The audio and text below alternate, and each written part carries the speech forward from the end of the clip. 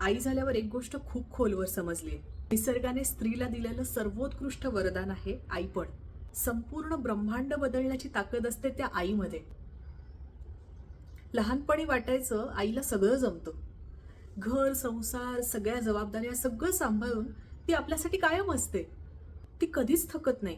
पण आज जेव्हा मी स्वतः एक आई आहे, तेव्हा मला समजतं ती पण थकत होती.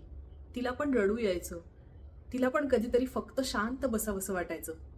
पण तरीही ती दररोज उठायची, दिवसभर सगळ्यांसाठी सगळं करायची.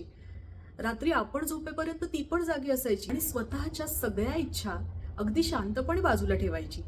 जेव्हा आज माझं मूल मला घट्ट मिठी मारतं, मला आई हाक मारतं, तेव्हा प्रत्येक वेळी मला माझ्या आईची आठवण येते. कारण आता समजतं मी फक्त तिची मुलगी नाहीये, मी तिच्यासाठी तिचं संपूर्ण जग आहे.